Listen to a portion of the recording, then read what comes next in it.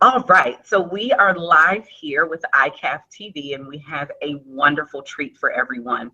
So the International Coalition for African Fashion is all about creating awareness and supporting brands from across the globe who are African and African inspired, and we have a special treat for everyone today.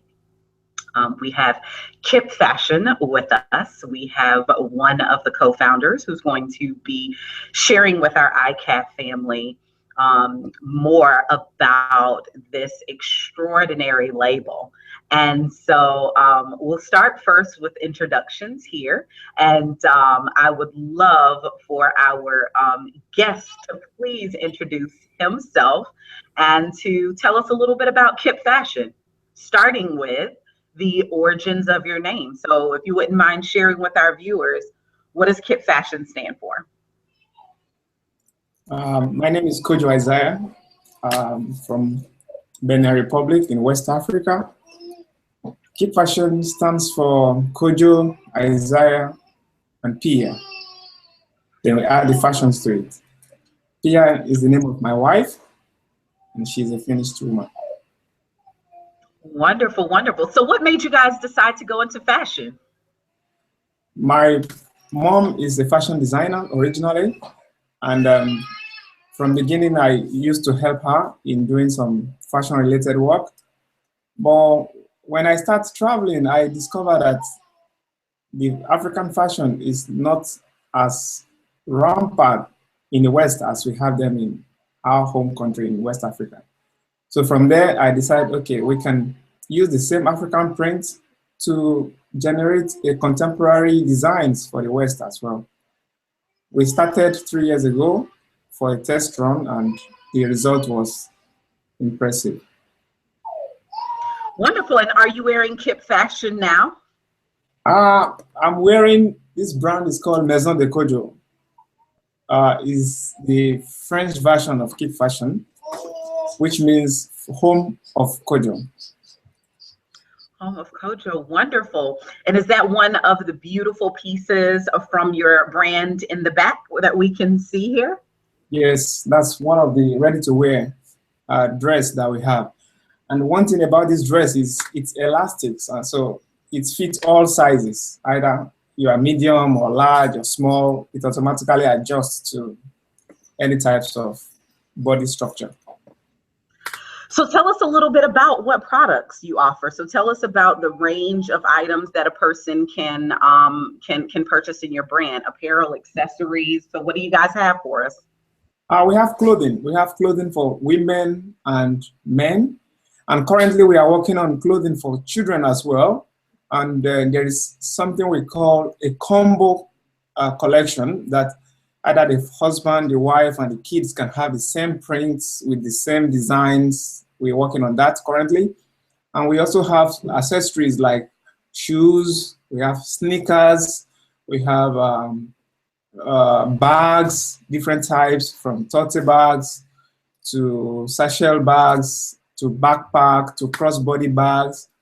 And we also have earrings, necklaces, wristwatches, notebooks, and other accessories that we will use African print to get as a result. Wonderful. And so telling us a little bit more about the origins of the brand. I know you mentioned kind of your mom's involvement and your wife's involvement. What made you all take interest in fashion more broadly? Why did you guys decide to kind of enter the fashion merchandising and design industry? When I relocated to Finland, me and my wife, we noticed that the Finnish people are not so interested in color. So they most times put on blacks or gray, so they are not so colorful. So we decided, okay, we have to change something. So let's start from somewhere. So when I start wearing African prints, and she also wears African prints, some of our collections, people start asking, hey, where did you have this? Can I get something like this? And from there, we start supplying some friends, and from there we start getting a list of customers that are interested in this brand. And from there, we got an invitation from a university in our community here that asked us, hey, will you like to supply us these African prints and African clothing in a large quantity? And we accepted the offer. So from there, people started putting on these clothes and the brand awareness starts coming in. So because we noticed that people are now getting interested in these colors, so we decided to bring the brand from Benin Republic to Finland. And now we're also looking to take it across to other countries as well. So what countries are you most interested in bringing your brand to? I mean, I think it's really exciting that you guys have the perspective from Benin Republic, and you have these traditional concepts that you've carried with you throughout different places that you've lived across the globe. And so where would you guys like to see your brand go? We like United States is one of our top priority country. We also like to get into the Canadian markets. We also like to get to the Brazilian market because, but our main priority now is to get into the American market because the American market is so big, and we would like to share our African clothing and collections with the African Americans community and other people that will be interested in our brand as well.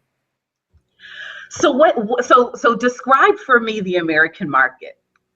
You know, a lot of fashion brands and labels and companies and designers are really interested in what they call an American market. And we're always interested to find out what is an American market and what interests you most about the American market. So if you were to describe us, what would you say? I would tell you, Americans are unique people. They have an identity. So they want to be represented with something. Americans are a multicultural society. So the more we get into the multicultural society, the more welcome we will be. Because I think, for me, personally, I think the movement, the African fashion movements will start from America, the way I see it. Because we have a high number of African American communities, and they have these African American festivals in different states.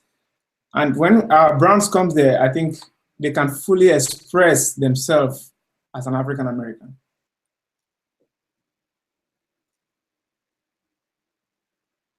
That's really powerful. That's a really powerful. And so you mentioned that you feel like this movement started in America. Am I getting you correctly? Yeah. Wow. So in wanting to be a part or enter the American market, where do you guys see yourself fitting in? Yes, we do, because 70% of our current customer base are from America, and that gives us a positive response that we will be a good, we create a good movement in America. Wow, that's exciting. And so with 70% of your customer base being in the United States, where currently can people find KIP Fashion? Currently, we sell directly from our online store, which is www.kipfashion.com.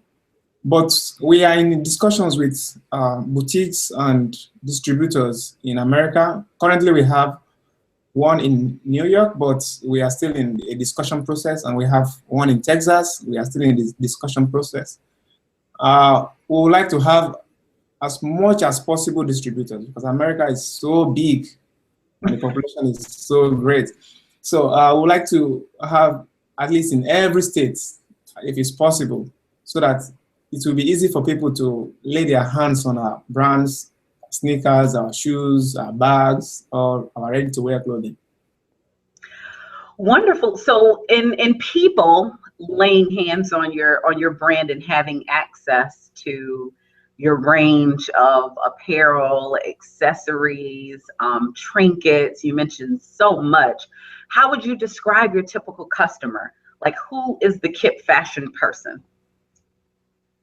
Oh, Key fashion customer is anybody that love color, anybody that like reflections of culture, anybody that want to create an identity for himself, and anybody that want to be different, and somebody that want to be confident, that want to show self-confidence in themselves and his culture or his personality. We want to bring those kind of attributes or traits out of people, because we know that with our brands and our collections, people, we always enjoy their summer or their Thanksgiving ceremonies, or maybe July 4th celebrations, or naming birthdays, or naming ceremonies, or any kind of ceremony they want to be.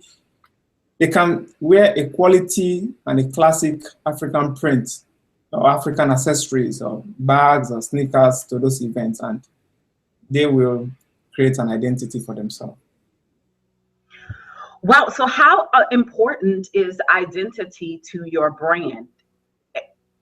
Identity. So talk a little bit more about what you mean by identity. Yeah, identity is everything, because some people have a special haircut that create an identity for them. Some people have a special eyeglasses that give them a specific identity.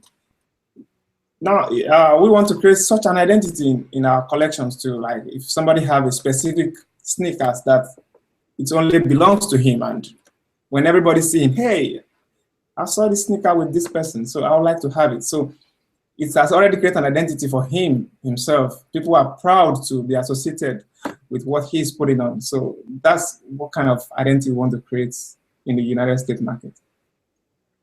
Amazing, amazing. And so with the US, many of our consumers like to connect with brands, and they like to connect with brands that are grounded in this identity that they like to share with others. And so you mentioned that you and your family are from Benin Republic. So tell us how your brand is reflective of your home country, and just explain to us a bit about that identity and how you try to reflect that identity in the pieces that you create. Okay, let me give you an example. For example, in my home country, if you are getting married and you want to do the white wedding, as people call it, and the husband is having a suit and the wife is having a white gown, after a specific period of time, let's say like after 3 or 4 hours, you need to change into the local costume of my culture. So without that, the wedding ceremony is not complete. Without that, you are not identified as a person from that culture. Or some people doesn't even want to take part in the white wedding. They just want to be naturally identified with their culture. So they have a specific attires that they put on that identify that, hey, this person is from this culture, or this person can be identified as somebody from this part of the country. So in my country, we have like 3 different ethnic groups, and these ethnic groups can be identified with the types of outfit or attires that they are putting on. So that creates an identity for them, and that identity can be recognized anywhere they go. So that's the same thing we also want to take out to the rest of the world by sharing this identity, by creating a self-confidence in people that they can be identified by others as well. That is amazing, Kojo, and we cannot wait to create that identity with you guys. And we thank you so much for sharing so much of your culture and who you all are as a people and as tribes. One of the other things that goes with identity is giving back, giving of self, and many of our consumers and people that are a part of our communities that share African and African inspired loves like to know that brands that we support are ethical in nature. Ethical fashion is a buzz term, that is going around. And I think that for different people, that means different things. Yeah. So share with us a little bit about what ethical fashion means to you and how your brand reflects ethical fashion. We support ethical fashion to the highest level as much as we could. And we also support fair trade as well. What we do most times is we have already qualified tailors or designers that make these fabrics, that make these designs. So what we do as a team is we make the design, we do the drawing of what kind of collections we want. We discuss with these local designers, and they give us their fair price that is of the normal level with the country request. For example, they might say, okay, this collection is going to cost you $20 or $30. But because you are producing in a large quantity, we could take $25 from you. But we'll ask them if they are comfortable with that price. But if they are not comfortable, then we try to negotiate to the price that they will be comfortable, because we want to support ethical trade, not to enslave anybody into doing what he or she would not be comfortable doing. And except from that, at the end of the day, all our products that we sell, we also give back to the community as well. Because currently we try to support some schools by buying books to their library. And there's a new project we are also trying to launch in collaboration with some other NGOs, which is we try to create like a digital library for students, that they can come and have access to internet, and they can do research online and have access to personal computers, and also have access to like tablets that they can make use of in those their libraries. So these are different things that we support, and in terms of ethical trade too, we are more interested in that as well. Okay, so with all that you guys do, what are some of the challenges that you encounter? So, you know, sometimes to create businesses and to be entrepreneurs, that can be fraught with challenges, and to try and negotiate with individuals and to make sure that what you're doing is ethically minded, that has some cost that are encountered with having that kind of value or ethical mantra to what you guys do. So what are some of the challenges that you all encounter? We have quite a lot of them, but let me just mention a few. One of the challenges is quality. When it comes to quality, I think Africa is getting to a place that our designers really now knows what quality is all about. Because if you buy a clothing from Europe, if you see the finishing, and if you buy a clothing from Africa, you see the finishing, most times there is difference. But now with trainings that comes in place, and discussions with these designers or these tailors, it's helped us to fix those problems, because one of those challenges is getting the good ones that can give a quality product. That's one of those things. And secondly is also the print too, because now we have different prints that are not even originally from Africa, and the quality are not as quality as what is locally made in Africa. So getting those ones too is also one of those challenges. But now that we have like a genuine source of supply of these fabrics, we try to like overcome one of these challenges. And another challenge we also facing currently is how we can get into the American market. Because as I said earlier on, American market is one of the biggest markets in the world, that when we get there and we create that identity, I think that challenge barrier will always be broken. You mentioned another area that we're very interested in hearing a bit more about, which is the local fabric. So tell us a little bit about local fabrics. Okay, local fabrics, we have wax that are locally made in West Africa. We have batiks that are handmade in West Africa. And we have kente, which is also handmade in West Africa. But now with the intervention of some products from China, for example, they also have some of these fabrics or patterns that are made, but not locally made in Africa. But the difference, if when you hold both of them, you will feel the difference between the two fabrics, both locally made and non-locally made.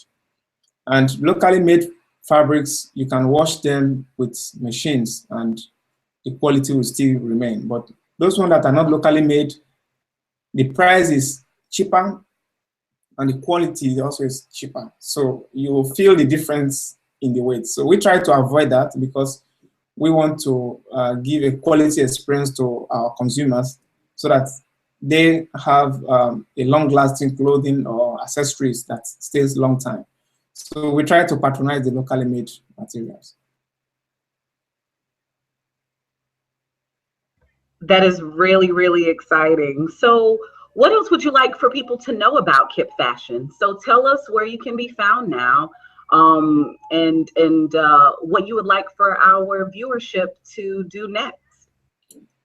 Anybody that want to purchase our products can be found online currently on kipfashion.com. And we also would like as much distributors or retails outlets that could be interested in carrying our products.